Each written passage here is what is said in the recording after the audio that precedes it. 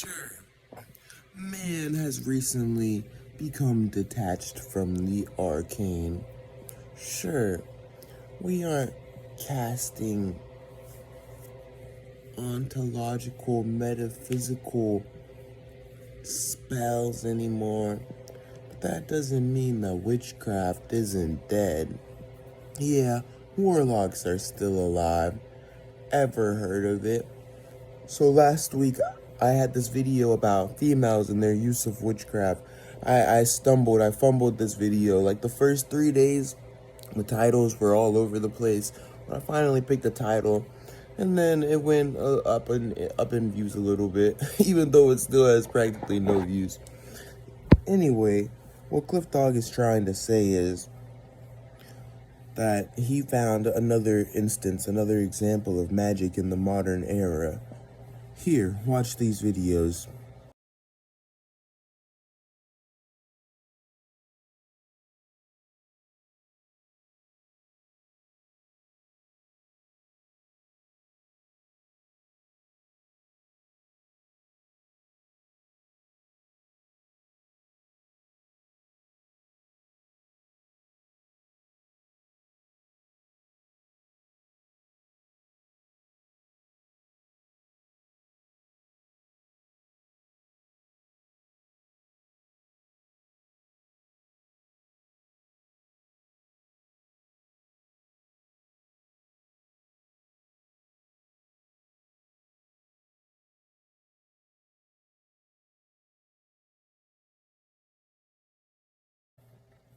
Yeah, this is definitely a part of the arcane. Yeah, there are those of us that are unwilling to let go of the magic that lies inside of our souls. Yeah, they're forming a pact with a little creature, a contractual agreement. Yeah, it's a familiar, ever heard of it? It's exactly like Golden Compass, except cooler, because polar bears aren't contractually bound to little girls. Anyway, what do you think, you guys? Is this a viable method to gain riches, to become wealthy? I mean, we've all seen it. Even before the rat, we saw the crows. People trained crows. You see, it's natural for animals all to be individuals, and even more so, it's natural for you to be able to train any animal to do practically anything. I mean, they're alive, and their minds are just like ours. They're wired in the sense of they want to find patterns, they want to engage in play, and so sending him on a scavenger hunt while we're on the train to go into people's pocketbooks and take me some money. Hey, I mean, I don't see how that's a ethical or moral lapse. I think that it's actually natural order, natural law. And here's a good example of why.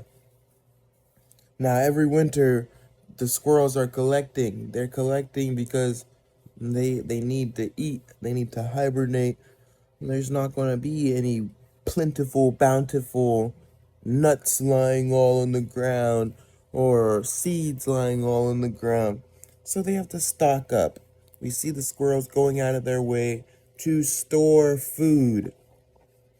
Now, a young squirrel goes out, stores food, goes out, stores food, and it comes back to its hole only to find that the amount of food it gathered is not there.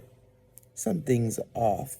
Worked hard all day, gathered all those seeds and nuts, but for some reason, part of it is gone, and so now this squirrel will be hungrier this winter, wondering, why don't I have enough? I went out every day and toiled away with all that work. It was so tumultuous, back and forth, back and forth. I brought all that for myself. Where is it? Well, here's where the other squirrels came in. After having had been robbed, squirrels realize that there are other ways for you to come up and be successful, for you to rest easy when winter comes. Do you know how they did it? They went into the hole when the other squirrel left to retrieve more. They went into his hole and stole his acorns, stole his seeds. They didn't go gather them. They watched and waited for him to come back and leave so that they could go in there and take for themselves without having to gather for themselves. Do you think that this is a lapse of judgment? This is a lack of faith? Or do you think that this is merely the natural order, the way of the world? You can argue that witchcraft is malign and void magic, dark magic, but I doubt that it's as bad as the other forms of witchcraft. I would implore you to form a pact with an animal and try to teach it, try to learn. It really opens up your eyes, especially if you lack responsibility or if you fear them. Anyway, what do you guys think? This video is really weird, to be honest. It's like, what the heck is this? What